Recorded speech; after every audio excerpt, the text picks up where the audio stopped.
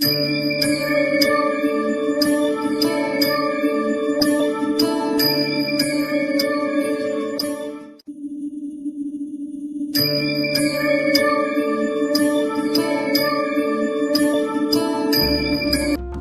समर्थ. आराधना official channel मध्ये आपलं स्वागत आहे. चला जाणून घेऊया तूळ राशीचे मे महिन्याचे भविष्य. मे 2026 हा महिना तूळ राशीच्या व्यक्तींसाठी निर्णय, संतुलन आणि नवीन संधीचा काळ ठरेल. ग्रहांची स्थिती पाहता हा महिना संमिश्र स्वरूपाचे फळ देणारा आहे. मे महिन्याच्या पहिल्या पूर्वार्धात विशेषतः 11 मे पर्यंत मंगळाची स्थिती अनुकूल असल्याने कौटुंबिक जीवनात उत्साह राहील. कुटुंबात शांतता आणि स्थिरता अनुभवायला मिळेल. कुटुंबात संवाद आणि आदराचा अभाव असल्यास काही प्रमाणात तणाव निर्माण होऊ शकतो. रागावर नियंत्रण ठेवणे आणि संयम बाळगणे फायदेशीर ठरेल. मुलांच्या आरोग्याबाबत किंवा त्यांच्या वर्तनाबाबत थोडी काळजी घ्यावी लागेल. त्यांच्या शिक्षणासाठी किंवा इतर गरजांसाठी अतिरिक्त खर्च होण्याची शक्यता आहे. कार्यक्षेत्रात तुमचे नेतृत्व गुण चमकतील. वरिष्ठांकडून तुमच्या कामाची दखल घेतली जाईल.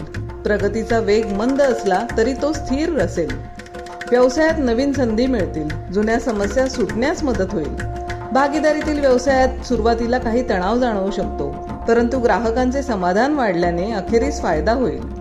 व्यवसायानिमित्त किंवा नोकरीतील बदलांमुळे प्रवासाचे योग आहेत, जे दीर्घकालीन फायद्याचे ठरतील. मे 2026 मध्ये आर्थिक स्थिती स्थिर राहील. दीर्घकालीन गुंतवणुकीसाठी हा काळ चांगला असून योग्य नियोजनामुळे बचतीत वाढ होईल.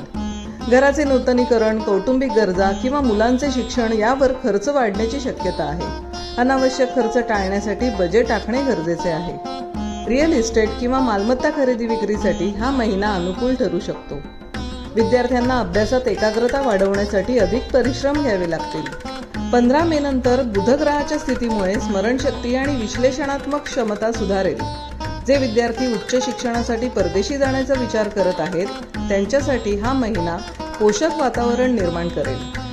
राशी स्वामी शुक्राची स्थिती अनुकूल असल्याने आरोग्य सुधारण्यास मदत मिळेल.